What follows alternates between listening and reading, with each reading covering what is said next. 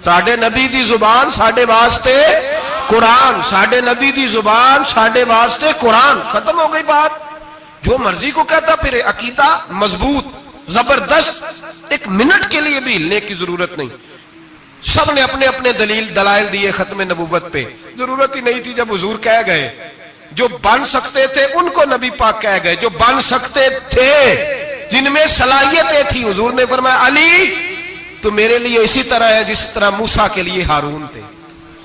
لیکن موسیٰ کے بھائی ہارون بھی نبی تھے، پر میرے بعد کو نبی ہو سکتا تو ہو اسی طرح جس طرح موسیٰ کے لیے ہارون، جن کے اندر خوبیاں پائی جاتی تھی۔ فرمایا ابو بکر میری ساری امت سے افضل ہے پر نبی نہیں ہے۔ میرے رسول پاک نے فرمایا عمر فاروق میں وہ ساری خوبیاں پائی جاتی ہیں جو ایک نبی میں لو کان نبی بعد لکان عمر ابن خطاب، اگر کوئی میرے بعد نبی ہوتا تو خطاب کا بیٹا عمر ہوتا۔ جو ہو سکتے تھے جب وہ نہیں ہوئے تو کانا شانہ اٹھ کے آ گیا ہے، ادھر قادیان کا رہنے والا، اور تو کہتا ہے نہیں مجھے مان لو، چلو پورا نہ مانو، ذلی مان لو، بروزی مان لو، کوئی حیا ہونی چاہیے۔ اور بڑے بڑے سیانے بندے ان کو آج تک پتہ ہی نہیں کہ یہ ذلیل کتنے، ان کے اندر خباثت کتنی پائی جاتی ہے۔ میرے رسول پاک امت کے لوگوں نے اپنے اپنے دلائل دیے، نبی پاک کی امت نے اپنے اپنے۔ حضرت میاں محمد بخش صاحب رحمت اللہ علیہ ختم نبوت پہ بات کرنے لگے تو انہوں نے انوکھی بات ہی کر دی، انوکھی بات۔ ایک شخص ان سے کہنے لگا چل کے دیکھو تو صحیح، ملے تو صحیح۔ آپ فرمانے لگے دفع کرو، جنہ اندر عشق ہے رچیا اونا نہیں بھج جانا، پاویں سونے ملن ہزارہ اسا نہیں یار بٹونا۔ ہم نے دائیں بائیں دیکھنا ضرورت ہی نہیں، ہمارے رسول نے کوئی کمی چھوڑی نہیں۔ باقی آ رہے ہیں یہاں خیرات لینے، حضرت موسیٰ کہہ رہے ہیں اللہ اپنے آخری نبی کی امت میں شامل کر لے، تو ہمیں کیا ضرورت ہے پتہ بھی کرنے کی اور سن لیں۔ یہ یاد رکھیں بات، امام اعظم ابو حنیفہ رحمۃ اللہ علیہ فرماتے ہیں اگر کسی بندے نے دعویٰ کیا کہ میں نبی ہوں، دعویٰ کیا کہ میں نبی ہوں، اور سامنے والے نے اسے یہی کہہ دیا نا کہ اگر تو نبی ہے تو معجزہ دکھا، تو یہ کہنے والا بھی کافر ہو گیا۔ اس لیے کسی نے تو دلیل مانگ لیا، یہ تو تھوڑا سا متفق ہوا ہے۔ تماشا دیکھنے کے لیے بھی اگر کہا نا کہ اگر تو نبی ہے تو دلیل لا، کوئی معجزہ، تو یہ لفظ کہنے والا بھی بولیے دائرہ اسلام سے کیوں مانگی تو نے دلیل، کیا ضرورت پڑی تھی، کیوں تو نے ایسا کہا؟ اتنا متفق کا عقیدہ ہے کہ تو مانگ، تو یہ بھی نہیں کہہ سکتا کہ چل کچھ کر کے دکھا، یہ بھی تیرے لیے جائز ہے۔ صوفیاء کہتے ہیں تو نے سوچ کیسے لیا؟ طریقت کے اندر تو غیر کی مداخلت قابل قبول، اللہ نے توحید کا ہر جگہ خیال رکھا، رسالت کی وحدانیت کا ہر جگہ خیال رکھا۔ اللہ ایک، قرآن ایک، اسلام نبی ایک، باپ استاد، کوئی کسی قسم کی مداخلت کی ضرورت کیسے لوگ مداخلت کر لیتے؟ فٹافٹ حضرت پیر سید مہر علی شاہ صاحب گولڑوی رحمت اللہ، حضرت خواجہ شمس العارفین سیالوی رحمت اللہ علیہ کے پاس پڑھا کرتے تھے، تدریس ہوتی تھی، خواجہ صاحب کو بٹھا کے درس تصوف، درس قرآن، درس حدیث دیتے تھے۔ یوں بیٹھے ہیں، گفتگو ہو رہی ہے، پڑھایا جا رہا ہے، ایک بڑے نورانی چہرے والے خوبصورت بزرگ اندر آئے، بڑی تازگی، بڑا پیار، بڑی مٹھاس ان کے آنے میں۔ جب وہ آئے تو حضرت شمس العارفین اٹھ کے ملے، ماتھا چوما، پیار ہوا، 2-3 منٹ گفتگو ہوئی تو گفتگو میں بڑی نورانیت، بڑی خوبصورتی، بڑی رانائی، بڑی ٹھنڈک ملی دونوں بزرگوں کی ملاقات سے۔ چند لمحوں کے بعد، تھوڑی دیر گفتگو کے بعد وہ بزرگ اٹھے باہر نکل گئے۔ حضرت شمس العارفین مریدوں پہ نظر ڈالی، فرمانے لگے تمہیں پتہ ہے یہ کون تھا؟ شاگردوں جانتے ہو کون تھا؟ کہا حضور نہیں۔ فرمایا خضر علیہ السلام تھے، مجھ سے ملنے آتے اکثر، اور ابھی گلی میں ہوں گے، کسی نے ملنا ہے تو مل لو۔ دوڑ کے گئے سارے لوگ ملاقات کرنے، بھاگے گئے۔ پیر مہر علی شاہ صاحب بیٹھے ہیں، آپ نے فرمایا مہر علی تم نے نہیں ملنا؟ کہنے لگے حضور نہیں۔ فرمایا کیوں؟ کہنے لگے حضور میں اسے نہ ملوں جسے خضر بھی ملنے آتا ہے، اسے نہ ملوں جسے وہ ملنے آتا ہے، میں نے کیا کرنا ہے ان سے مل کے؟ آپ سے ملوں گا جن سے حضرت خضر بھی ملنے آتی ہیں، جنہ تنام وچ عشق ہے رچیا اونا نہیں بھج جانا، پانے پاویں سونے ملن ہزاراں اسا نہیں یار وٹونا۔ ضرورت ہی نہیں، ایسے حسین محبوب کے بعد کسی اور جگہ نظر جمانے کی طبیعت ضرورت نہیں، توجہ نہیں، خیال نہیں۔ جس نے یہ پوچھ بھی لیا کہ تو بتا، کوئی معجزہ دکھا، وہ بھی دائرہ اسلام سے یہ امت مسلمہ کا متفقہ عقیدہ ہے، اس پر درجنوں آیتیں ہیں قرآن مجید کی، 150 کے قریب نبی پاک کی حدیثیں ہیں۔ کتنی جی؟ کوئی عالم فاضل زیادہ پڑھا لکھا ہوگا، مقررہ حدیث کو دیکھے گا یا اور ریسرچ کرے گا تو شاید زیادہ وہ نکال لائے، لیکن 150 کے لگ بھگ محبوب کی حدیثیں ہیں جن میں حضور نے فرمایا میں آخری نبی ہوں، میں آخری نبی ہوں، میں آخری نبی ہوں۔ 150 کے قریب جگہ حضور نے فرمایا اللہ نے میرا نور نبوت پہلے سب سے پیدا فرمایا ہے، پر میں آخری رسول بن کے آیا ہوں، میں آخری نبی ہوں۔ میرے نبی پاک علیہ السلام نے فرمایا، جس طرح کو یہ بخاری مسلم کے لفظ ہیں، فرمایا کوئی آدمی مکان بناتا ہے بڑا پیارا، بڑا حسین، بڑا خوبصورت، ہر قسم کے نقش و نگار کرتا ہے، پر ایک اینٹ کی جگہ خالی چھوڑ دیتا ہے، ایک اینٹ کی جگہ۔ اب جو آدمی بھی آتا نا، گھومتا دیکھتا مکان، اسے بڑا اچھا لگتا اس کا مکان، پر وہ دیکھتا کہ یار یہ ایک اینٹ کی جگہ خالی ہے، اگر کبھی یہ بھی مکمل ہو جائے تو مکان، بات کی سمجھ آ رہی ہے؟ یہ خود حضور نے مثال دی۔ میرے حبیب پاک علیہ السلام فرماتے ہیں اللہ تبارک و تعالی نے جب نبوت کی حسین عمارت کو بنایا تو سارے نبی آ گئے، پر ایک اینٹ کی جگہ خالی تھی، فرمایا میں آیا ہوں تو دیوار مکمل ہو گئی، اب کسی اور کی گنجائش ضرورت ہی نہیں، مکمل اکمل کامل دین نبی پاک کا۔ یا رسول اللہ آپ کس کس کے رسول بن کے آئے؟ فرمایا یا ایھا الناس انی رسول اللہ الیکم جمیعا، اے تمام انسانوں میں تم سب کی طرف اللہ کا رسول بن کے آیا۔ قرآن مجید نے کہا میرے نبی پاک صلی اللہ علیہ وسلم صرف انسانوں کے رسول نہیں، وما ارسلناک الا رحمتا للعالمین، جس کو اللہ نے بنایا ہے ان سب کے حضور رسول بن کے آئے، سب کے لیے رحمت بن کے آئے۔ دائرہ کار ہی بڑا وسیع ہے، تو اب کسی اور کی گنجائش ہے؟ ہاں کچھ لوگوں کو بیماری لگتی ہے، پاگل ہو جاتے ہیں، پاگل ہو جاتے ہیں۔ دعویٰ کرنا ہمارے زمانے میں ویسے ہی آسان ہے، اور پاکستان ہندوستان ویسے جمہوری ملک ہیں، اس میں ہر آدمی کو بولنے کی اجازت ہے، جو جس کی طبیعت آتی ہے بول سکتا ہے، گنجائش ہے۔ اور ویسے بھی کوئی کیسے پتہ کرے گا کہ کوئی کیا سوچ رہا ہے، کیا بول رہا ہے؟ نبی پاک صلی اللہ علیہ وسلم نے فرمایا تھا کہ میری امت میں 30 کے قریب ایسے دجال جھوٹے ہوں گے، 30 جو دعویٰ کریں گے کہ ہم اللہ کے رسول ہیں، 30۔ لیکن فرمایا میں آخری نبی ہوں، میرے بعد کوئی نبی آ سکتا، انا خاتم النبیین لا نبی بعدی، میں آخری نبی ہوں، میرے بعد کوئی نبی آ سکتا۔ 30 کے قریب خود نبی پاک علیہ السلام کے زمانے میں 2 بندوں نے دعویٰ کر دیا تھا ہم نبی ہیں۔ اللہ تبارک و تعالی نے ارشاد فرمایا ما کان محمد ابا احد من رجالکم، فرمایا محمد صلی اللہ علیہ وسلم مردوں میں سے کسی کے باپ نہیں، ولکن رسول اللہ، لیکن اللہ کے رسول ہے۔ روحانی طور پر حضور کا درجہ باپ سے بھی زیادہ ہے، لیکن اللہ تبارک و تعالی نے اپنے حبیب پاک علیہ السلام کے کسی بھی صاحبزادے کو اتنا بڑا نہ فرمایا کہ وہ مرد کہلا سکے، بچپن میں ہی تینوں صاحبزادے وصال فرما گئے۔ مردوں میں سے حضور کسی کے بھی باپ نہیں ہیں۔ حضرت زید بن حارثہ رضی اللہ تعالیٰ عنہ کو نبی پاک صلی اللہ علیہ وسلم نے پالا۔ وہ حضور کے اس طرح کے غلام تھے کہ لوگ انہیں حضور کا بیٹا ہی سمجھنے لگے۔ بہت سارے لوگ کہنے لگے زید بن محمد صلی اللہ تعالی علیہ وسلم۔ اللہ کریم نے منع فرمایا، فرمایا میرے رسول مردوں میں سے کسی کے بھی باپ نہیں ہیں۔ حضور، اور اس کی وجہ نبی پاک صلی اللہ تعالی علیہ وآلہ وسلم مردوں میں سے کسی کے باپ نہیں، اللہ کے رسول ہے، وخاتم النبیین، اور سب نبیوں میں سے آخری نبی ہے۔ اللہ کے رسول ہیں اور سب نبیوں میں سے حضور کون سے نبی ہیں جی؟ آخری۔ حضور کے بعد کوئی اور نبی آ سکتا؟ اللہ نے قانون بنا دیا ہے، قانون بنا دیا ہے، آخری نبی ہے رسول پاک علیہ السلام۔ حضور کے صاحبزادے بچپن میں کیوں وصال کر گئے؟ اس آزمائش سے نبی پاک علیہ السلام اس لیے گزرے کہ اللہ نے حضور کی ختم نبوت کے قانون کی حفاظت فرمانی تھی.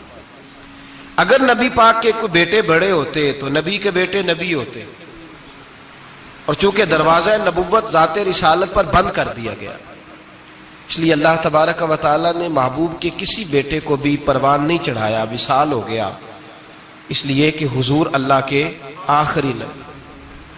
نبی پاک صلی اللہ علیہ وسلم کے زمانے میں حضور نے خود فرمایا تھا 30 کے قریب لوگ ہوں گے جو دعویٰ کریں گے ہم نبی ہیں. فرمایا دجال ہوں گے, کذاب ہوں گے جو دعویٰ کریں گے.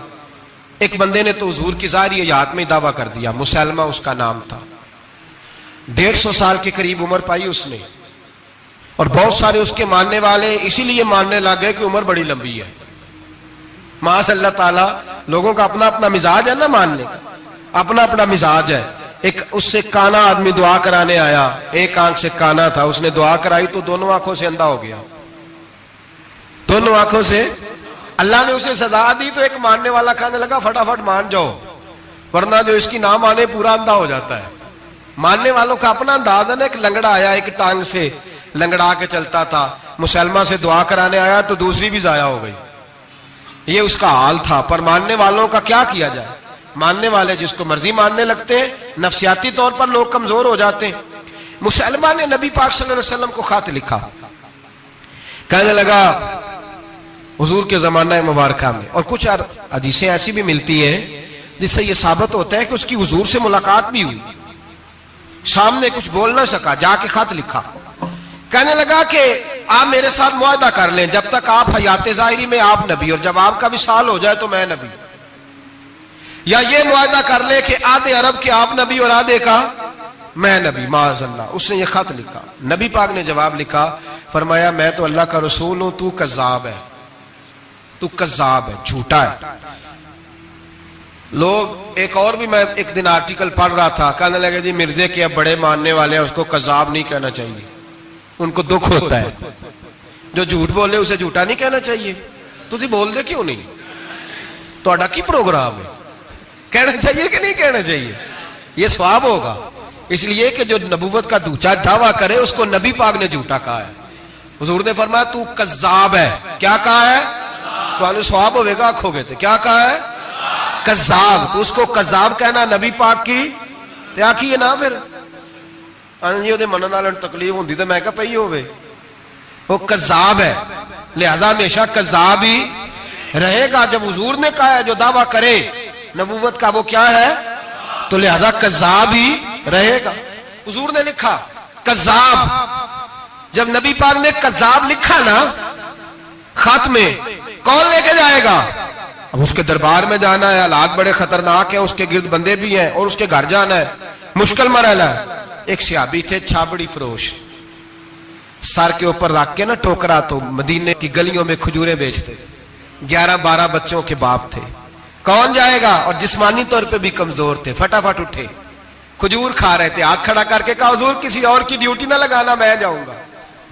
جب یہ لفظ کہے تو ان کے منہ سے کھجور کے ٹکڑے گرے صحابہ کے چہروں پر. ایک صحابی کہنے لگے پہلے کھجور تو کھا لے, بڑی تجھے جلدی ہے بولنے کی, کھا تو لے. کہنے لگے اگر میرے کھاتے کھاتے ڈیوٹی کسی اور کی لگ گئی, تو کسی اور کی لگ گئی تو کیا کروں گا, جلدی ہے مجھے. حضور سید عالم صلی اللہ علیہ وسلم نے نا اپنا نیزہ دیا, گھوڑا دیا, فرمایا ذرا ڈٹ کے جانا, اس کے گھر جانا ہے. کہا محبوبہ فکر ہی نہ کرے, فکر نہ کرے. صحابہ کہتے ہیں اس طرح وہ نکلا جیسے کوئی جرنیل نکلتا ہے. اس کا انداز ہی بدل گیا, اس کے طور طریقے ہی بدل گئے. وہ یوں نکلے جیسے کوئی بڑا دلیر آدمی جاتا. حضور نے بھیجا ہے نا, نبی پاک نے بھیجا ہے نا, انداز ہی بدل گئے, طریقے ہی بدل گئے. مسلمہ کے دربار میں گئے, وہاں ایک شخص جو بعد میں مسلمان ہوا, وہ بتلاتا ہے کہ جب حضرت حبیب بن زید پہنچے نا تو نیزہ ہاتھ میں تھا, زور سے گاڑا جا کے اس کے دربار میں, زور سے گاڑ دیا زمین پہ. مسلمان نظر, کون ہو؟ آپ فرمانے لگے تجھے چہرہ دیکھ کے نہیں پتا چلا میں رسول اللہ کا نوکر ہوں؟ ہمارے تو چہرے بتاتے ہیں ہم رسول والے ہیں, ہمارے تو چہرے بتاتے ہیں نبی پاک والے, تجھے پتا نہیں چلا کون ہوں, کیسے آئے ہو؟ فرمایا یہ تیرے خط کا جواب لایا ہوں. بادشاہوں کا طریقہ یہ تھا کہ خط خود نہیں پڑھتے تھے, ساتھ ایک بندہ کھڑا ہوتا تھا, وہ خط پڑھتا تھا. مسلمان نے اس کو خط دیا, پڑھو. جب اس نے خط پڑھا تو لکھا تھا تو کذاب ہے, اب سب نے سن لیا، اکیلے میں ہوتا تو چلو بات اور تھی، سن لیا سب نے، آگ بگولا ہو گیا، آنکھیں سرخ ہو گئی، جلال برسانے لگا۔ اب اور تو کچھ نہ ہوا، سامنے حضرت حبیب کھڑے تھے، اٹھا تلوار لے کے کہنے لگا تیرے نبی نے مجھے کذاب کہا ہے، تیرا کیا خیال ہے؟ مانے لگے خیال والی بات ہی کوئی نہیں، جسے نبی پاک کذاب کہے وہ ہوتا ہی کذاب ہے، جسے حضور جھوٹا کہے وہ ہوتا ہی۔ فرمایا تو 7 سمندروں کا پانی بھی بہا دے تو تیرا جھوٹ دھل سکتا، تو ہے ہی جھوٹا، جسے حضور نے جھوٹا کہہ دیا وہ جھوٹا ہے، جھوٹا ہے۔ کہنے لگا پیچھے پلٹ کے دیکھ، سارے میرے پہرے دار ہیں، میرے سپاہی ہیں، تلواریں، نیزے، خنجر، تیر، سارے میرے ماننے والے۔ کیا لفظ ہے، کیا حسن ہے، کیا توانائی ہے۔ حضرت حبیب بن زید فرمانے لگے میرے 12 بچے ہیں، ان میں سے کچھ ایسے ہیں جو دودھ پیتے ہیں، کچھ ایسے ہیں جو ابھی چل نہیں پائے۔ میں جب رسول اللہ کا پیغام لے کے نکلا تھا تو میں نے پلٹ کے بچے نہیں دیکھے تو تیرے پہرے دار کیسے دیکھ لوں؟ جو چیز مجبور کرتی ہے، باندھ لیتی ہے، وہ نہیں جب میں نے دیکھی تو میں تیرے پہرے دار دیکھوں؟ جو جی میں آتا ہے کر، غلامان محمد جان دینے سے نہیں ڈرتے، یہ سر کٹ جائے یا رہ جائے کچھ پرواہ نہیں کرتے۔ فرمایا ان کو نہیں دیکھا جن کو دیکھنا چاہیے تھا، تجھے دیکھوں؟ میں اکثر کہتا ہوں کٹ لگ جائے نا ہاتھ پہ تو نمازیں رہ جاتی ہیں، جماعتیں چھوٹ جاتی ہیں، طبیعتیں بگڑ جاتی ہیں، مشکل ہوتا ہے، تکلیف آئے تو سنبھلنا۔ یہاں ہلکا سا بچھو آ کے کاٹے تو شور ہو جائے گا، جمعے میں لوگ اٹھیں گے، اللہ مجمع بکھرے گا، وہ بچھو آ گیا، حالات بگڑ جائے، چھپکلی پیروں پہ گرے تو لوگ اٹھ دوڑتے ہیں۔ حضرت حبیب بن زید انصاری کھڑے تھے، انگلی نہیں، ہاتھ نہیں، کٹ نہیں لگا، مسلمہ اٹھا، اس نے زور سے تلوار ماری، بازو کٹ کے گر گیا، فوارہ نکلا خون کا۔ او بھائی بچھو کاٹے تو سنبھلنا مشکل، ذرا تصور کرو ہاتھ کٹ گیا۔ حضرت حبیب بن زید کھڑے ہیں، کہنے لگا اب تیرا کیا خیال ہے؟ آپ فرمانے لگے تو بڑا بیوقوف ہے، ہمیں آزماتا ہے، ہمیں تو بدر سے لے کر احد تک ساری دنیا آزما چکی ہے، ہمیں آزماتا ہے، ابھی بھی خیال پوچھتا ہے۔ فرمایا میرا خیال وہی ہے جو میرے رسول نے فرما دیا ہے، خیال وہی ہے جو نبی پاک نے کہہ دیا ہے۔ پھر تلوار ماری، دوسرا ہاتھ کٹ گیا، ذرا سوچنا، غور کرنا، ٹانگ ٹوٹی نہیں، ہڈی نہیں ٹوٹی، ماس نہیں اکھڑا، ہاتھ کٹ کے گرا، 2 ہاتھ گر گئے، زمین پہ گرے۔ حضرت حبیب کہنے لگا میں تجھے قتل کر دوں گا، باز آ جا۔ آپ فرمانے لگے تو بڑا نادان ہے، ان لوگوں کو ڈراتا ہے جو سویرے فجر کی نماز پڑھ کے پہلی دعا ہی شہادت کی مانگتے ہیں، ہمیں ڈراتا ہے جو سوتے وقت التجا کرتے اللہ بستر پہ موت نہ دینا، میدان میں دینا، تو ہمیں ڈرا رہا ہے، چل جو ہوتا ہے کر لے۔ اس نے خنجر رکھا، تلوار رکھی گردن پہ، فرمایا میں کاٹ دوں گا۔ فرمایا کاٹتا کیوں نہیں، کاٹتا کیوں نہیں؟ اور وہ روایت کرنے والے کہتے ہیں مسلمہ کے ہاتھ کامتے تھے ختم نبوت کے تحفظ کے لیے، جب نبی پاک کے غلام نکلے تو جھوٹا دعوے کرنے والے کانپ اٹھے، کانپ کھڑے ہوئے، کہتے اس کے ہاتھ کانپتے تھے۔ حضرت حبیب بن زید کٹے ہوئے بازوؤں کے ساتھ بھی توانا تھے، قلم توڑ گئے میاں محمد بخش صاحب، فرمانے لگے وہ کچا رنگ للاری والا جیڑا چڑھدا لیندا رہندا، اے عشق تیرے دا رنگ محمد چڑھ جائے پھر نہیں لیندا۔ جب تلوار چلی، گردن کٹی، تو رسول اللہ کی ختم نبوت پر پہرا دینے والوں کا اجر میرے رسول نے بیان فرمایا، میرے نبی نے اجر بیان کیا، ڈگری جاری فرمائی، سند دی حضور نے، وہاں گردن کٹی، اور جہاں مدینے میں حضور کی آنکھوں میں آنسو آئے۔ یا رسول اللہ کیا ہوا؟ فرمایا میرا حبیب شہید ہو گیا ہے اور رب کریم نے اس کے لیے جنت کے سارے دروازے کھول دیے، سارے دروازے اللہ نے کھول، یہ سند جاری کی نبی پاک۔ ختم نبوت مسلمان کا عقیدہ، حضرت ابو بکر صدیق نے ختم نبوت کے تحفظ کے لیے پورا ایک دستہ تیار کیا۔ ابو جہل کے بیٹے جناب سیدنا اکرمہ رضی اللہ تعالیٰ عنہ، ان کی سربراہی میں جناب سیدنا ابو بکر صدیق رضی اللہ تعالیٰ عنہ نے لشکر تیار کیا۔ وہ لشکر گیا، اس لشکر میں حضرت وحشی بھی تھے جنہوں نے حضرت امیر حمزہ کو میدان احد میں شہید کیا تھا۔ فرماتے ہیں میں دعا کرتا تھا اے اللہ بہترین مسلمان میرے ہاتھوں شہید ہوا ہے، اب میرے ہاتھوں کوئی بدترین کافر قتل کرا تاکہ میرا کفارہ ہو جائے. فرماتے ہیں جب میں نکلا میدان میں پہنچا تو مسلمہ میرے سامنے آ گیا، جھوٹی نبوت کا دعویٰ کرنے والا. کہتے ہیں جب سامنے آیا تو میں نے اس کو مارا، تیر وہ گرا، اور جب گرا تو میں نے رکھا پھر اس کی گردن پہ پیر.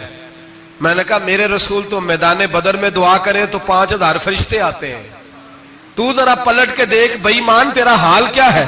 فرماتے ہیں میرے قدموں کے نیچے. میں نے کہا تو میرے نبی سے مقابلہ کرنے چلا تھا؟ میں رسول اللہ کا ادنا غلام ہوں، نہ بدری ہوں، نہ اشرا مبشرہ میں سے ہوں، نہ میں خلفائے راشدین میں سے ہوں، پر ہوں رسول کا غلام، الصحابی کن نجوم میں شامل ہوں. فرماتے میں نے گردن کاٹی اور اللہ نے مجھے موقع دیا. حضرت امیر حمزہ اگر میرے ہاتھوں شہید ہوئے تھے تو نبی پاک کا بدترین دشمن بھی میرے ہاتھوں قتل ہوا. بہت سارے لوگوں نے دعویٰ کیا، اور 1 2 4 نہیں، ابھی چند مہینے پہلے ایک بندے کو پھر دورہ پڑا تھا. بعد میں اس کا معلومات کی تو پتہ چلا نفسیاتی مریض ہے بیچارہ. وہ بھی کہتا تھا میرے پاس وہی آتی ہے. بہت سارے لوگوں نے، لیکن ایک بندے نے ذرا منظم ہو کے دعویٰ کیا، اور خود چونکہ وہ انگریز کا وفادار تھا، تابع دار تھا، اور وہ کہتا تھا میرے آنے کے 2 مقصد ہیں. معاذ اللہ اپنے آپ کو نبی کہتا تھا. 2 مقصد ہیں. ایک کہتا تھا کہ جو انگریز حکومت کا وفادار نہیں وہ اللہ رسول کا وفادار نہیں.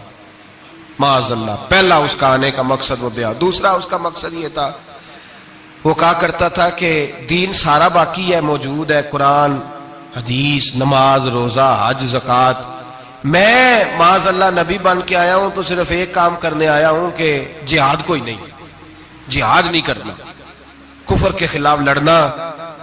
آپ کو پتا تو چل گیا ہوگا میں کس کی بات کر رہا ہوں. مرزا غلام احمد قادیانی. اس کے ماننے والوں کو مرزئی بھی کہتے ہیں، احمدی بھی کہتے ہیں، قادیانی بھی کہتے ہیں. ایک ہوتا ہے کافر، ایک ہوتا ہے مرتد. ان دونوں میں فرق ہے. عیسائی، یہودی، سکھ، ہندو یہ کافر ہیں، ان کا اپنا عقیدہ ہے. ٹھیک ہے جو وہ کر رہے ہیں، اسلام کسی پر جبر کا حکم نہیں دیتا، موج کریں، لگے رہے، ہم انہیں دین کی دعوت دیں گے پر ان پر کوئی سختی نہیں کر سکتے. ایک مرتد ہوتا ہے جو لبادہ دین کا اڑتا ہے، اپنے آپ کو مسلمان کہتا ہے، قرآن والا کہتا ہے، اسلام والا کہتا ہے، لیکن دین میں رخنا ڈالتا ہے، نیا عقیدہ کرتا ہے، وہ مرتد ہے، اس پر سختی کرنے کا حکم ہے. مرزائیوں کی مصیبت یہ ہے کہ وہ کہتے ہیں جی ہم قرآن کو بھی مانتے ہیں، ہم اسلام کو بھی مانتے ہیں، ہم نبی پاک صلی اللہ علیہ وسلم کو بھی مانتے ہیں، بس آخری نبی نہیں مانتے، ایک نیا نبی مانتے ہیں.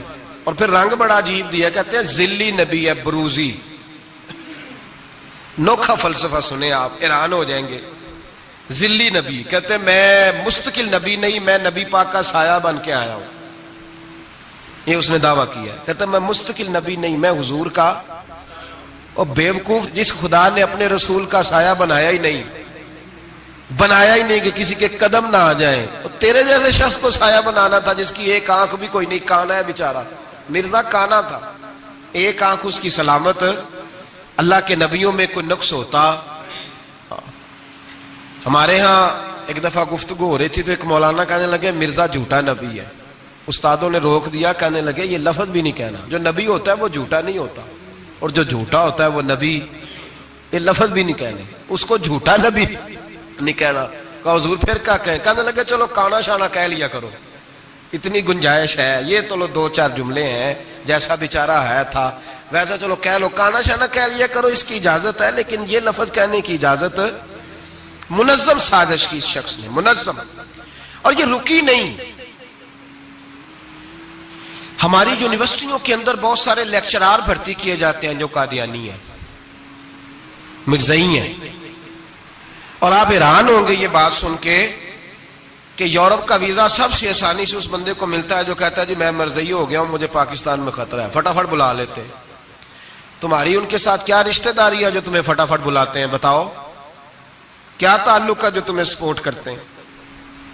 مرزا غلام احمد قادیانی نے دعویٰ کیا. پہلے وہ کہنے لگا جی میں محدث ہوں،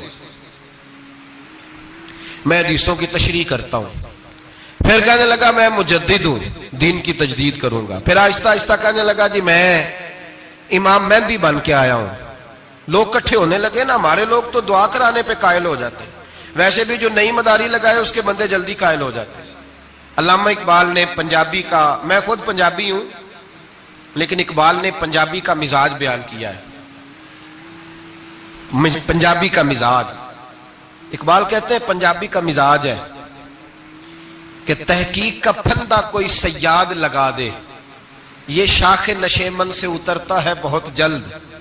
کہتے ہیں کوئی مداری دکھائے صحیح, اس کا کام ہے فٹافٹ پہنچ جانا. یہ مداریوں کا زمانہ ہے, جو اچھی مداری لگا لے, شور شار اچھا کرے, اس کے گرد لوگ, جو کہے میں نے پھونک ماری تو بندہ چل پڑا, پھونک ماری تو گر گیا, پھر میں نے ایسے کیا تو ایسے ہو گیا. کوئی مداری دکھائے صحیح, مداری کا دور ہے.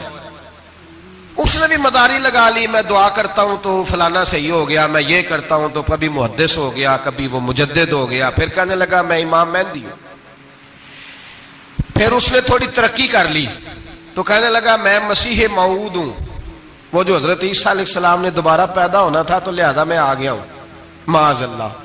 پھر آہستہ آہستہ جب اس نے سمجھا نا کہ اب بندے تھوڑے پکے ہو گئے ہیں جو میرے ساتھ ہیں, پھر کہنے لگا نہیں میں ذلی نبی ہوں, بروزی, میں سایہ بن کے آیا ہوں. مرزا غلام محمد قادیانی, پشت پناہی اس کو انگریز کی حاصل تھی. کسی شخص کی جب حکومتیں سپورٹ کرتی ہیں پھر اس کا آگے بڑھنا بڑا آسان ہو جاتا ہے. اس کی انگریز نے مکمل پشت پناہی کی. اپنے بچوں کو سمجھائیں جو بات عرض کر رہا ہوں. ہمارے اپنے شہروں میں جو معروف سکول ہیں ان کے اندر ایسے ٹیچر بھرتی ہونے لگے ہیں جو قادیانی اور مرزئی ہیں, جو گندے نظریات کے حامل لوگ, جو طرح طرح کی, آپ کو نہیں پتا, ہمیں تو شوق ہی بڑا ہے نا, بچہ ایف ایس سی کرے صحیح, جائے جدھر مرضی, بی ایس سی کرے بس وہ, اور بڑی جلدی لوگ مائل اور قائل ہوتے ہیں. ایک صاحب مجھے کہنے لگے جی اب تو سائنس بھی ماننے لگی ہے اسلام کی ساری باتوں کو. تو میں کہا مانے چاہے نہ مانے, سائنس کے ماننے سے کوئی فرق پڑتا نہیں, مانتی سائنس تو نہ مانے, کیا اس میں حرج ہے. ایک حکیم صاحب بڑے پرانے بڑے سیانے کہنے لگا جی میں 2-3 امراض کا علاج کرتا ہوں, اس میں ایک کھانسی بھی ہے, چند قطرے شراب کے ڈال کے میں دوائی بناتا ہوں, بندہ ٹھیک ہو جاتا ہے. میں نے کہا آپ کا دماغ ٹھیک نہیں, میرے نبی پاک صلی اللہ علیہ وسلم نے جس چیز کو گند کہا ہے اس میں کبھی شفا ہو سکتی, سارا زمانہ بھی کہے کہ ٹھیک ہو جائے گا تو اس میں شفا ہو سکتی, جو پیشاب سے زیادہ پلید ہے اس میں بھی کبھی شفا ہو سکتی ہے. تو سائنس مانے, حکمت جو مرضی کہے. ڈاکٹر روز کہتے ہیں کزن میرج سے مسائل بنتے ہیں, قریبی رشتہ داروں میں شادی کرنے سے. رسول پاک علیہ الصلوۃ والسلام نے سگے چچا کے بیٹے کے ساتھ حضرت فاطمہ کا نکاح کیا. اگر مسائل بن سکتے ہوتے تو رسول پاک کبھی یہ کام کر سکتے, سوال ہی پیدا نہیں ہوتا. روز ڈاکٹر کہتا ہے آپ پتہ کرنے جائیں بیماری کہاں سے لگ گئی, آپ کے خاندان میں تو کسی کو نہیں تھی, فلانے کو تو نہیں تھی, سسرال میں میکے میں. بھئی اللہ کے رسول نے فرمایا بیماری متعدی نہیں ہوتی, ایک کو دوسرے سے لگ سکتی. تو ساری دنیا کے ڈاکٹر کہیں بے شک ہماری طبیعت مان سکتی, ہم کوئی کچے نظریات کے لوگ ہی نہیں. یہاں تو بندے فٹافٹ ایسے ہو جی وہ سنا تھا, اس نے کہا تھا, کیا مطلب ہے. ملا رومی نے بڑی پیاری بات لکھی ہے. ملا رومی کہتے ہیں کہ ایک بادشاہ تھا تو اس کے زمانے میں ایک بندے نے نا نبوت کا دعویٰ کر دیا. اس نے کہا میں بھی نبی ہوں, معاذ اللہ ثم معاذ. بادشاہ بڑا سمجھدار تھا, سیانا بندہ تھا. اس نے کہا اس کا پس منظر تو پتا کرو, کوئی پاگل تو نہیں, کوئی گھر میں جھگڑا تو نہیں رہتا, اس کا بھوک کا ستایا ہوا تو نہیں, کیونکہ اس طرح کے بندے مختلف دعوے کرتے پھرتے ہیں. پتہ کیا, معلومات کی, تو لوگوں نے آ کے بادشاہ کو بتایا کہ نا کچھ نہیں نا تو 15 دن اس کو روٹی نہیں ملتی بیچارے کو. بڑے کاروبار کیے ہیں, چمکا کوئی نہیں, تو اس نے کہا چلو یہ والا کام کرتے ہیں, مشہور تو ہو جائیں گے نا, بدنام جو ہوں گے تو کیا نام نہ ہوگا. بادشاہ نے کہا چلو ٹھیک ہے بلاؤ. اس کو بلایا تو بادشاہ کہنے لگا اس کو باورچی خانے میں لے جاؤ اور جتنے کھانے پک سکتے ہیں پکا کے اس کے سامنے رکھو, صبح شام اسے روٹی کھلاؤ. 15 دن نہ 2 ہفتے بڑا خوب کھانا کھلایا اس کو, زبردست اچھی طرح سے سیر ہو کے روٹی کھلائی. تو ملا رومی کہتے ہیں 15ویں دن باہر نکالا, بادشاہ کے سامنے پیش کیا. تو بادشاہ کہنے لگا اور معاذ اللہ دعویٰ کرنے والے کہ میں نبی ہوں, کو نیا پیغام آیا تیرے پاس کہ نہیں. کوئی نیا الہام، کو نیا پیغام؟ کہنے لگا جی بالکل آیا ہے۔ نے کہا سنا؟ کہنے لگا میرے پاس نیا پیغام آیا ہے کہ تو جہاں پہنچ گیا یہاں سے نکلنا نہیں، اب تو نے یہیں رہنا ہے، یہ مجھے حکم ہوا ہے، لہذا اگر تو حکم عدولی کرے گا تو نافرمان ہو جائے گا۔ تو اس نے کہا ٹھیک ہے، میں تیری بات سمجھ گیا ہوں، روٹی تجھے 3 وقت ملا کرے گی لیکن تو گھر جا کے رہے۔ آج کے بعد اس طرح کا کوئی دعویٰ، پیٹ کے ہاتھوں مجبور ہو کے لوگ دعوے کرتے ہیں۔ اور پھر جو ان کے ساتھ ہوتے ہیں نا، وہ بھی بہت سارے پیٹ کے ہاتھوں مجبور ہوتے ہیں، تنخواہیں لگ جاتی ہیں، اور جب کسی کی تنخواہ لگ جاتی ہے پھر پراپوگنڈا کرنا اس کی ذمہ داری ہوتی ہے، شور کرنا ذمہ داری، رائے عامہ ہموار کرنا اس کی ڈیوٹی ہوتی ہے۔ مرزا صاحب نے دعوے کر دیے، لوگ اکٹھے ہونے لگے، انگریز کی پشت پناہی تھی، اور اس نے سب سے پہلا اٹیک ان لوگوں پہ کیا جو سردار کہلاتے تھے، چودھری کہلاتے تھے، زمیندار تھے۔ غور کریں جو بات سمجھا رہا ہوں، اس کا سب سے پہلا الناس والا دین ملوکہم، لوگ اپنے سرداروں کے مذہب پہ ہوتے ہیں۔ مرزے کا سب سے پہلا اٹیک، قادیانیوں کا سب سے پہلا جو حربہ تھا وہ چودھری لوگ تھے، بڑے لوگ، اس لیے کہ اسے پتا تھا کہ ان لوگوں پہ قبضہ جمایا جائے گا تو باقی جو عوام ہے اس کو قریب کرنا آسان ہو۔ بڑے بڑے ذمہ پہ، جگیرداروں پہ، مالداروں پہ، رئیس لوگوں پہ اس نے پھندے ڈالے، قابو کیے، اور ایک جمعیت تیار کر لی۔ پھر جب لوگ اکٹھے ہو گئے اور اس نے دعویٰ کر دیا کہ میں نبی ہوں، علماء نے اس کو کئی دفعہ بلایا، حضرت پیر میرے علی شاہ صاحب رحمت اللہ علیہ، پیر صاحب نے فرمایا کسی میدان میں سامنا تو کر، گفتگو تو کر، پر وہ سامنے آنے کو تیار۔ امیر ملت پیر جماعت علی شاہ صاحب محدث علی پوری رحمت اللہ علیہ فرمایا سامنے تو آنا، کہیں سامنے تو آ تو صحیح۔ حضرت حجت الاسلام مولانا حامد رضا خان صاحب رحمت اللہ تعالی علیہ حضرت کے صاحبزادے فرمانے لگے تو ایسا بے ایمان ہے، سامنے کیوں نہیں آتا؟ باہر تو نکلنا، آ تو صحیح۔ ہم تو اس رسول کے ماننے والے ہیں جو ہر میدان میں سامنے آ جاتے تھے، ہر میدان میں، ہر میدان میں، لیکن نا نبی دنیا میں تبلیغ کرنے آتے ہیں، کشتی کرنے نہیں آتے۔ مولانا حامد رضا صاحب نے وزیر خان مسجد میں تقریر کی، اعلیٰ حضرت کے شہزادے تو فرمانے لگے ہم تو اس رسول کے ماننے والے جو ہر میدان میں سامنے رہے۔ نبی پاک باہر نکلے تو رکانہ پہلوان بکریاں چرا رہا تھا، کھیت میں تھا، کہنے لگا میں نبی تب مانوں گا جب میرے ساتھ کشتی کریں گے۔ حضرت بلال حبشی رضی اللہ تعالیٰ عنہ فرماتے ہیں کہ حضور کا مزاج نرم و نازک تھا، ہاتھ پھول سے زیادہ نرم ہوتے تھے، کستوری سے زیادہ خوشبودار ہوتے تھے، نرم و نازک وجود تھا، مکھی نہیں بیٹھتی تھی۔ جب اس نے یہ بات کی تو میرا دل کیا میں آگے بڑھ کے کہوں تو بیوقوف ہے، کبھی کشتیوں کے ساتھ بھی تبلیغ ہوئی ہے، بیوقوف ہے تو؟ کہتے ہو، کہنے لگا جی میرے ساتھ تو سینکڑوں لوگ آئے، کوئی مجھے گرا نہیں سکا، اگر آپ گرا دے تو میں کلمہ پڑھ لوں گا۔ کہتے رسول پاک نے آستینیں چڑھائی، فرمایا چل آجا کشتی کر لیتے، تو آ صحیح میدان میں نکل۔ میرے رسول پاک نے آستین چڑھائی، تامت مبارک کو سمیٹا، فرمایا چل آجا آجا۔ ہر میدان میں رسول پاک تشریف لائے، نبی پاک سامنے ہوئے، حضور نے اس کو داؤ لگانے کا موقع دیا، کبھی ٹانگوں کی طرف بھاگتا، کبھی پیچھے آتا، کبھی دائیں۔ جب بھاگ بھاگ کے حضرت بلال کہتے ہیں وہ بھاگ رہا تھا، حضور مسکرا رہے تھے، سبحان اللہ۔ نبی پاک کیا بات ہے، سرکار ہنس رہے تھے کہ چل چل یار ٹھیک ہے بھاگ دوڑ لے۔ جب بھاگ دوڑ لیا تو میرے نبی پاک نے بازو سے پکڑا، 2-3 دفعہ لایا تو زمین پہ گر گیا۔ حضور نے پکڑ کے اٹھایا، فرمایا میں صرف گرانے نہیں آیا، میں تو اٹھانے آیا ہوں۔ کھڑا کیا تو کہنے لگا نہیں آپ نے تو مجھے موقع ہی نہیں دیا۔ تو حضور نے فرمایا دیر کوئی نہیں ہوئی، تو دوبارہ آ جا، کوئی عرض نہیں، آ جا دوبارہ سے۔ دوبارہ آیا تو میرے حبیب نے 2 دفعہ ہلایا تو پھر جا گرا، کہنے لگا نہیں ابھی بھی میں سنبھل نہیں سکا تھا۔ فرمایا کوئی عرض نہیں، یہ کوئی ایسا معاملہ ہے، تو دوبارہ آ جا۔ اب کہ جب آیا نا تو حضرت بلال کہتے ہیں وہ دستے مبارک جن کو میں تھامتا تھا تو لگتا تھا پھول تھام لیے ہیں، ان ہاتھوں سے حضور نے اٹھا کے فضا میں بلند کیا، اور حضور نے دھڑام سے زمین پہ گرایا تو کلمہ پڑھتا ہوا کھڑا ہوا، کہنے لگا اے محبوبہ جو تیرے ہاتھ میں طاقت ہے وہ تیری نہیں، وہ خدائی طاقت ہے، وہ خدائی طاقت ہے، خدائی۔ میرے رسول پاک علیہ السلام ہر میدان میں، علماء نے کہا تو نکل تو صحیح، پر کبھی باہر نکلا، فوت کا ہوا تو پتا نا آپ کو فوت کا ہوا تھا جی؟ چلو مینوں تے دسن دی لوڑ ہی نہیں، تہاں تے سارا پتا ہے ہوتا۔ باتھ روم میں مرا وہ، باتھ روم میں، اور آج تک لوگ باز نہیں آئے، ان کی عبادت گاہیں ہیں، بڑے چکر ہیں۔ اب ایک نیا بہانہ میں سنتا ہوں، نیا بہانہ. کہتے ہیں جی پاکستان کی اسمبلی نے انہیں کافر کہا ہے.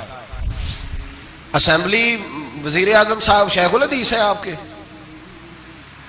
اسمبلی میں جو لوگ بیٹھتے ہیں شیخ، ان کا کیا کفر اسلام سے، کیا وہ کسی کو کہیں گے بیچارے. سورۃ اخلاص تو ہمارے وزیر داخلہ اور وزیر خارجہ نہیں سنا سکتے. یہ حال ہے. بہت بڑے بڑے بیرسٹر کرانے والوں کو سورۃ اخلاص نہیں آتی، انہوں نے کسی کو کافر مسلمان کیا کہنا ہے. اسمبلی کا مسئلہ نہیں ہے.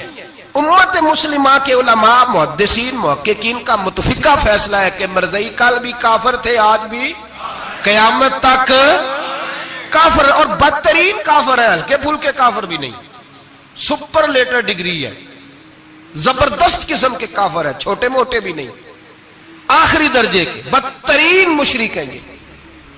ہم لوگوں کی اپنی موج ہے جمہوری، اور نہیں جی نہیں نرمی کرنی چاہیے، نہیں جی نہیں نرمی کرنی. ایک پارٹی والا دوسرے پہ سختی کر رہا ہے.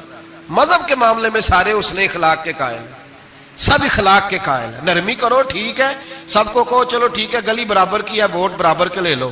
وہاں کہتے ہیں نہ دیے تو لڑائی بھی ہوگی، ناراضگی بھی ہوگی، جھگڑا بھی ہوگا، یہ بھی ہوگا. دنیا داری کے معاملے میں سختی اور دین کے معاملے میں ایسا نہ کرو. وہ بدترین مشرکین ہیں، انہوں نے ایسے ایسے ظلم کیے. وہ تو کہتے ہیں جو ہمارے پیچھے نماز، مرزا تو یہ کہتا تھا جو مجھے نہیں نہ مانتے وہ سارے شیطان کے پیروکار ہیں. تو سب کو شیطان کہہ رہا ہے، تو نرمی کر رہا ہے. اور پھر اس کی کرامتیں بڑی عجیب تھیں. فرشتہ آتا تھا وہی لے کے، اس کا نام تھا ٹیچی. ٹیچی اپنی کتاب میں لکھا ہے. نام کیا ہے؟ نبی پاک صلی اللہ علیہ وسلم نے فرمایا کہ جناب عائشہ کے ساتھ میرا نکاح اللہ نے آسمانوں پہ کیا ہے. اس نے حدیث پڑھ لی تو سویرے اٹھ کے اس نے بھی ایک فتویٰ دیا. ایک بی بی تھی، نام تھا محمدی بیگم. کہنے لگا میرا بھی اس کے ساتھ آسمانوں پہ نکاح ہو گیا ہے. پھر ساری زندگی محمدی بیگم کی منتیں ہی کرتا رہا. اس نے کہا میں نے نہیں کرنا تیرے بے ایمان کے ساتھ نکاح. کیسا آسمانوں پہ نکاح ہوا تھا، پھر زمین پہ ہو سکا؟ ایسا بدبخت آدمی، ایسا بدبخت. اور اس کو جو خوابیں آتی تھی بڑی نرالی تھی.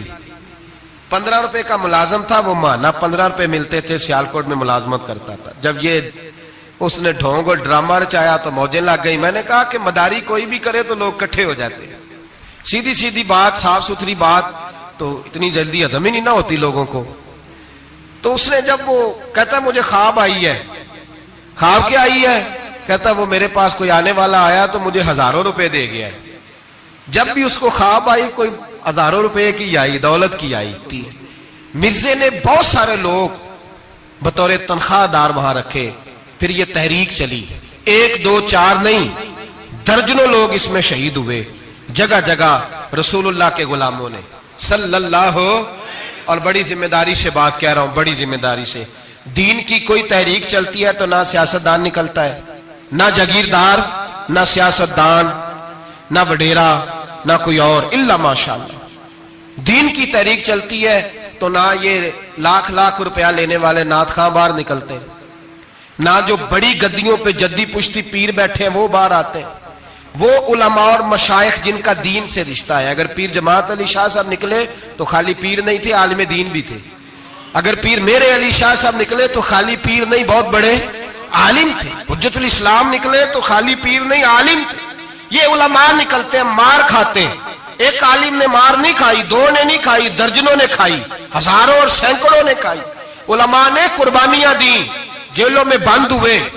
علامہ محمود رضوی صاحب رحمت اللہ تعالی علیہ کو پکڑ کے لاہور کے قلعے میں بند کیا گیا، اور انگریز نے اس قدر سخت سزا دی کہ علامہ کو باندھ کے ختم نبوت کی تحریک چلانے کے جرم میں الٹا لٹکا کے تو نیچے توڑی ڈال کے اور چیزیں ڈال کے دھواں جلا دیا گیا. ان کے ناک میں دھواں جاتا تھا. ساری زندگی دمے کے مریض رہے. 2-3 باتیں بھی کھول کے نہیں کر پاتے.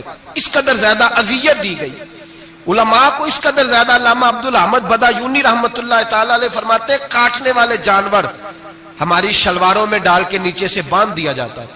کہا جاتا تھا اب ختم نبوت کی بات کرو. لیکن کوئی شخص بھی 1 منٹ کے لیے بھی پیچھے ہٹنے کو تیار. قربانیاں دے کر، قربانیاں ان بے ایمانوں کو کافر قرار دلوایا. اور پھر بطلے حریت امام وقت حضرت علامہ شاہ احمد نورانی رحمت اللہ علیہ اور مولانا عبدالستار خان نیازی کو سزائے موت کا حکم ہوا. مولانا ابو الاسناد आला हजरत के खलीफा थे, उनके साहिबजादे सैयद खलील अहमद साहब रहमतुल्लाह ताला अलैह को सजाए मौत का हुक्म हुआ कि मिर्ज़ाइयों के खिलाफ इन्होंने अलम बुलंद किया। वो तो पाकिस्तान बना, फिर जद्दोजहद शुरू हुई, फिर जोर हुआ, फिर अल्लामा नूरानी रहमतुल्लाह अलैह की क़यादत में पूरे जोर और शोर के साथ तहरीक चली। आखिर मजबूर हुए उस दौर के वजीर आजम भुट्टो साहब मजबूर हो गए और कहा ठीक है, सवेरे मैं मिर्जे के पोते को बुलाता हूं, आप असेंबली में बैठ के बात करें, उनसे गुफ्तगू करें। अगर हम कौमी असेंबली के मेंबरान ने देखा वाकई झूठा है तो हम उन्हें अकलियत करार दे देंगे। अल्लामा नूरानी हजरत अबू बकर सिद्दीक की औलाद थे और मेरे आला हजरत फाजिल बरेलवी रहमतुल्लाह अलैह के खलीफा के बेटे थे और खुद हुजूर मुफ्ती आजम हिंद रहमतुल्लाह अलैह के मुरीद थे। हजरत अल्लामा नूरानी सारी जिंदगी ऐसा लिबास पहनते थे कि उसके अंदर सिलवट नजर नहीं आती थी। इमामा इतना हसीन होता था कि देखने को दिल करता था और गाड़ी में बेहतरीन में बैठते थे, लेकिन मकान सारी जिंदगी किराए का रहा, किराए का। लोग कहते हैं मिलने जाते थे, सीढ़ियों से उतरते थे तो अल्लामा नूरानी सीढ़ियों पे बिठा लेते थे, कहते 2 ही कमरे हैं और मैं आपको बिठा नहीं सकता, घर में जगह नहीं। तो कहा हजरत आप उजले तो बड़े नजर आते हैं, तो आप फरमाते लिबास दुनिया को दिखाने के लिए पहना है और बाकी तो सारा मेरा मामला खुदा रसूल के साथ है, मैं जानू अल्लाह रसूल जाने। मैं भिखारी बन के नहीं जीना चाहता, खुददारी के साथ वक्त गुजारना चाहता हूं। अल्लामा नूरानी कहते हैं जिस रात सुबह असेंबली में मुनाजरा होना था तो मैं सोचने लगा आज रात क्या करूं, तो फिर मुझे ख्याल आया मैंने वही करना है जो बदर की रात मेरे मुस्तफा ने किया था। सारी रात मैं मुसल्ले पे बैठा रहा। कहते हैं बस ऊंग लगी तो बात बन गई, आंख लगी तो बात बन गई। कहते सहरी का वक्त हुआ तो दस्तक हुई दरवाजे पे, 2-3 नादान दोस्त कहने लगे आप हमारे घर आए। फरमाते मैं उनके घर गया, जब उनके घर पहुंचा तो वहां मरज़ई और कादियानी 10 करोड़ रुपया ब्रीफ केस में बंद करके लाए और कहने लगे मौलाना ये बयाना है, बयाना, ये आप बयाना पकड़ लें और बाकी पैसे बाद में। सुना है मकान भी किराए का है, सुना है आपके पास कोई प्रॉपर्टी नहीं, ये बयाना ले ले, बाकी बाद में आएगा। अल्लामा नूरानी कहते हैं मैंने जब पैर की ठोकर लगाई तो ब्रीफ केस खुल गया और उसमें करोड़ों रुपए बिखर गए। मुझे कहने लगे पैसे देख के तो आपको ख्याल आ गया होगा कि बच्चों के लिए भी कुछ सोचना है, पीछे भी पलट के देखना है। तो नूरानी साहब रहमतुल्लाह अलैह फरमाने लगे मैंने कहा हाँ मैं वसूल तो कर लेता, पर तुमने कीमत बड़ी थोड़ी लगाई है। ईमान बेचना इतनी थोड़ी कीमत, मेरी तो रात ज्यादा कीमत लग गई है, बड़ी ज्यादा कीमत, मैं तो बिक गया हूं पहले से। कहने लगे आपकी क्या कीमत लगी है? फरमाने लगे रात में दुरूद पढ़ते पढ़ते सोया हूं तो मदीने वाले रसूल का दीदार नसीब हुआ है और नबी पाक ने थपकी दे के कहा फिक्र न करना मैं तेरे साथ हूं। तो कहने लगे जिसकी कीमत मोहम्मद अरबी लगाए कोई उसे खरीद सकता है? सवेरे मैदान लगेगा असेंबली में और मैं असेंबली के फ्लोर पे साबित करूंगा तुम कल भी बेईमान थे, आज भी बेईमान हो, कयामत तक तुम बेईमान ही रहोगे। जितना मर्जी पढ़ जाओ, लिख जाओ, जितनी मर्जी बड़ी इबादत गाहें बना लो, जितना मर्जी शोर कर लो और जितने मर्जी कनाडा और अमेरिका तुम्हारा साथ दे ले, हमारे रसूल आखिरी नबी है, हुजूर आखिरी नबी है। ये उम्मत का मुतफिका अकीदा है, इसमें किसी को रखना डालने की इजाजत। आप फरमाते हैं सवेरे वो आया, बड़े जोर से आया, कभी अंग्रेजी बोलता कभी कोई बोली बोलता, लेकिन अहमद रजा के दरवाजे का एक फकीर एक बात ही करता, वो रजा के नेजे की मार है कि अदुव के सीने में गार है, किसे चारा जोई का वार है कि जो वार वार से पार। कहते एक और मौलवी साहब भी आए मेरे साथ मुनाजरा करने, उनकी अपनी किताब से निकल आया कि नबी पाक के बाद आखिरी कोई और नबी आ जाए तो फर्क नहीं पड़ता, अपनी किताब से, उनके दारुल बानी दारुल बनाने वाले की किताब से निकल आया। तो मौलवी वो मिर्जा कहने लगा तुमने भी तो लिखा है। हमने कहा ये भी बेईमान है, आला हजरत कह चुके हैं ये काफिर है, ये भी तुम्हारी तरह का ही है जालिम, लिहाजा इसकी बात का कोई एतबार नहीं है। काफिर करार दे दिया गया, कुफर तो हो गया, अकलियत तो हो गई, लेकिन वो आज तक अपनी हरकतों से बाज। हमारे बच्चों को पता ही नहीं ये कितने गलत है, हमें खबर ही नहीं कि ये कितने बुरे हैं। भाई एक साहब से मेरी एक दफा बात हुई, चौधरी साहब थे, गुफ्तगू हुई तो कहने लगे जी खत्म नबुव्वत नहीं मानते तो खत्म हो गया मसला। اللہ ناراض ہو جائے گا. ختم نبوت نہیں مانتے تو اللہ ناراض ہو جائے گا. میں نے کہا جناب کے کتنے بچے ہیں؟ انہوں نے کہا 4. زمین کتنی؟ 20 کلے. کتنے آئے بولیے؟ تو میں نے کہا ایک نیا بندہ آ کے کھڑا ہو جائے کہ میں بھی آپ کا بیٹا ہوں تو آپ راضی ہیں؟